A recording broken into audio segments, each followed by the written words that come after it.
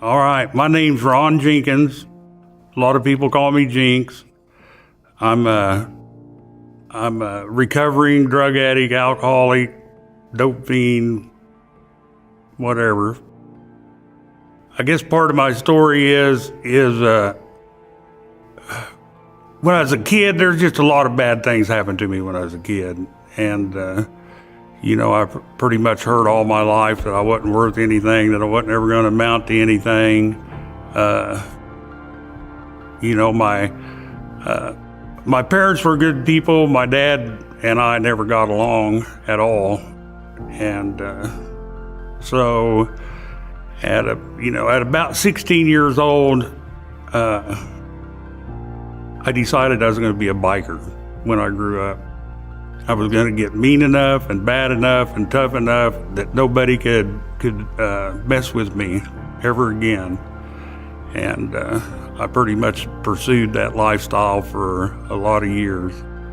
I did all the things bikers do, all the horrible stories, evil, mean, wicked, nasty things people do. I've done most of them. And I spent most of my life drinking and drugging. I like to shoot dope. I like heroin. I like narcotics. Actually, I like it all. So it's, like I said, I spent a lot of my life doing that. And I was raised up in a church, and it wasn't a very good experience. I never acted right. I never did what I was supposed to do, and just always felt like I was in trouble all the time. I would like to say this. My parents were good people, and all the stuff that happened to me when I was a kid, I don't think caused me to be an alcoholic and a drug addict, and it probably made me make some decisions in my life that probably weren't very good decisions. But I went into being an alcoholic and a drug addict full blown. And I like to get blind, staggered, gutter crawled, and drunk, and that's what I did for a lot of years. The first time I went to treatment was in 78 or 79, and I stayed sober for about a year at that time. And somewhere in there, evidently, I got God in my life a little bit. What happened to me was, once I got God in my life, He wouldn't leave me alone. Once I got desperate enough and asked Jesus to come into my life and started believing, then I couldn't not believe. I couldn't get rid of Him. And I tried for a lot of years. I went back out in the winter of 80 and 81, and I didn't sober up again until 1995. Somewhere in there, I started developing a little bit of a conscience and a few morals and a few principles, and it got to be where there was some things I was doing in my life. I'd go ahead and do them, but I'd feel bad about it after I did it, and it used to baffle me when I felt like that. Somewhere in there, I met my sponsor, and him and his wife went to church, and so I started going to church and with them, and followed them to Grace Point.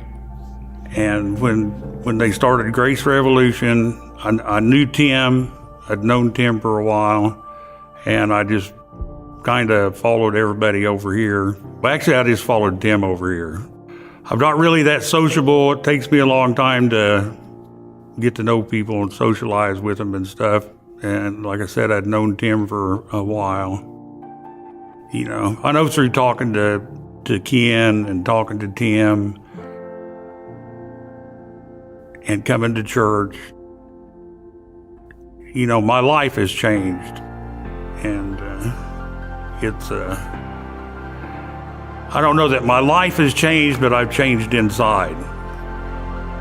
And like I said, God has always been there. He's always been working on me. And even if I'm reluctant, he's not. So some of my behavior I know has changed over the years, and I attribute that. I give all that credit to God, because left up to my own means and my own desires and wishes, I don't act that good. I was volunteering, doing some helping with the Project Laundry. Tim talked to me a little bit about taking it over and helping with it, and trying to run the thing. And I agreed to it. I said I'd do it. I'd been doing it. I'd been doing the volunteering, and I like doing it. I think it's a great thing to help the community and the people, and so anyway, I've taken over that thing, and it's doing good. We've got some more volunteers helping. I've been doing it long enough. Some of the people that come in there, I even know their names and stuff. It's and like I said, it's just nice to be able to help people.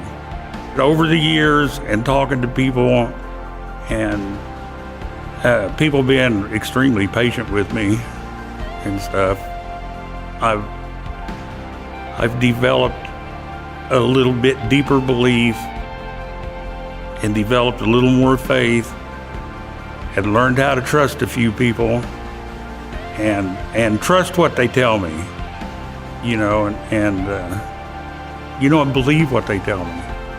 The way I see myself is I fall every day, hourly, half-hourly, minutely.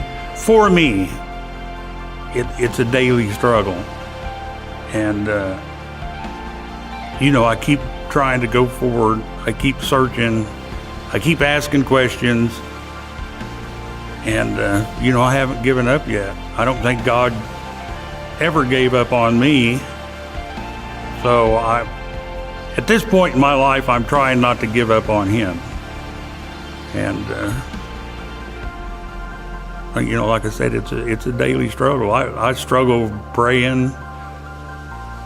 I struggle believing. I struggle having faith. I doubt God.